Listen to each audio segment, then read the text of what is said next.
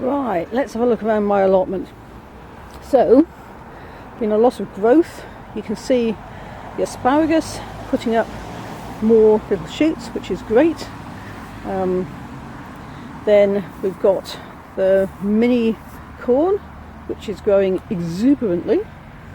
Got the runner beans, which are up to the top of the poles, and the potatoes, enormous growth, much more than I thought they were going to grow.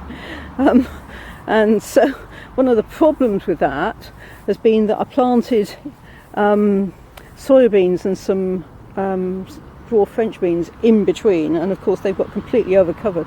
I've taken some of them out, but still it's quite amazing.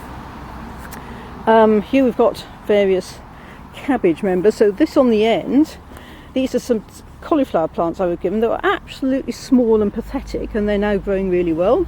We've got kale growing in a very lively manner.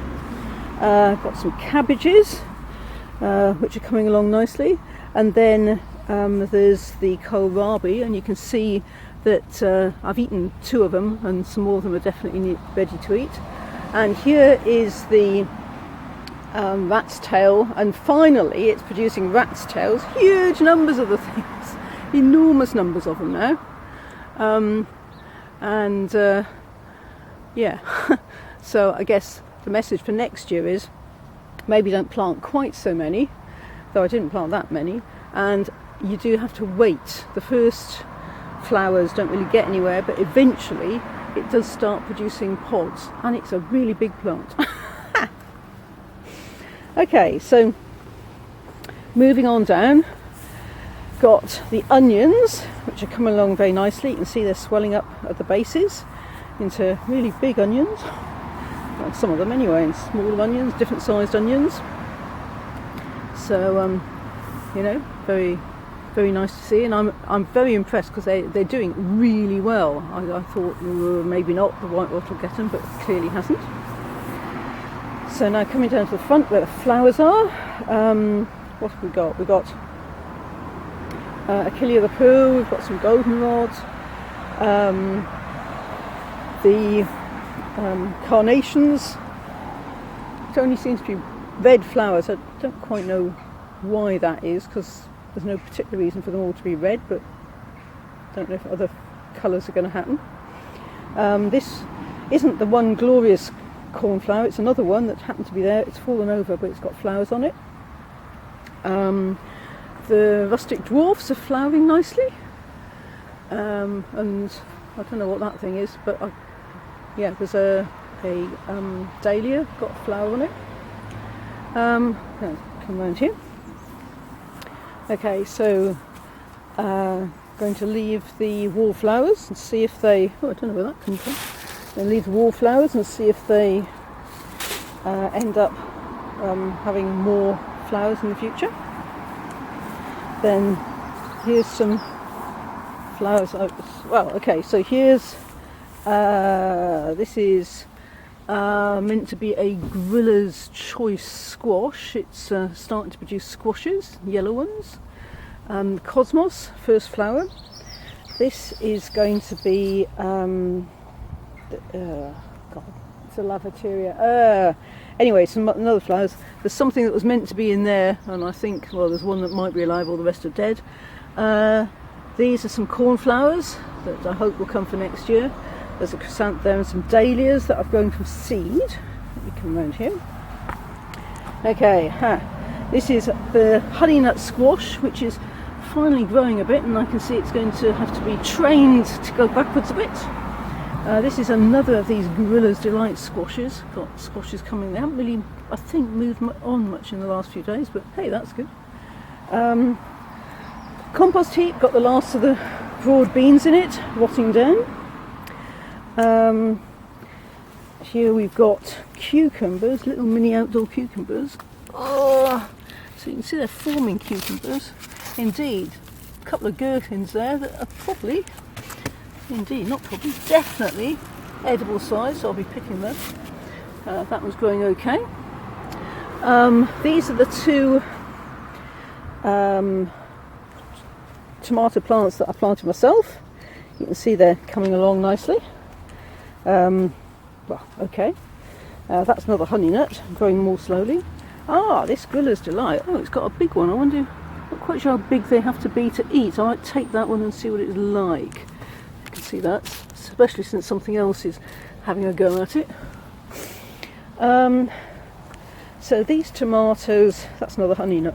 These tomatoes are ones that I was given. They're either Moneymaker or something called Red Robin. She wasn't absolutely certain, and there was a great pile of them in a container. So I've planted them out, spaced them out a bit, and we'll see how they do. So this is the space where the broad beans were, and I've planted out little celeriac plants, and also this is pak choy. Whatever was under there seems to have died. Oh well. So the shallots here are coming along okay. The ones that the 5, 6 that didn't rot are fine. The sweet peas are fantastic. They've got a bit blown over by the winds, but the amount of flowers on them is absolutely amazing. Let me just come up here for a moment. Yeah, that's some perpetual spinach and also beetroot, which didn't do too well. A lot of them died, but still there's something happening there. Yeah, another view of the rat's tail radish. Loads of them. So here, got some coriander that's flowered and gone over. There's parsley there, and rest of the herbs, and of course the courgettes, which are, yes, more courgettes forming. More courgettes forming. So I'll have yet more courgette. Oh god, small marrow form to take home. So it's Wednesday today, and I was last year Sunday. So you know, things are going really fast. Still got some lettuce to eat. I think I ought to take that fleece off that lettuce, which is a sort of iceberg type. It's very nice. So the vine is growing. Both of them are growing okay. Finally getting going. Good grief. That's large. I'll have to take that home and see what's happened. Again, since something's definitely having a nibble at it. Got the one raspberry plant that happened to get going. Alright, the 2 raspberry plants that happened to get going. Gooseberries, alive. That large sprawling thing is goji berries, no sign of flowers, but it's certainly a very vigorous plant. This is the full-size sweet corn. We'll get some from it. Rhubarb's going berserk. Absolutely mad. And here we've got the Jerusalem artichokes. Maybe you need to do something to prop that one up a bit so it doesn't collapse over onto Moira's onions. Yeah, so that's the allotment. Wet after half an inch of rain yesterday, and going along nicely. You can see I put some porous pipe, which is a way of doing watering in among the potatoes, and it's a bit difficult to put in because they had grown a lot. Since then it's rained so much I haven't had to try it out. So it's like many precautions against lack of rain. You don't, once you put them in, you don't need them. Oh yeah, and there's the dwarf French beans growing. They've got some flowers on them, and the runner beans have got some flowers as well.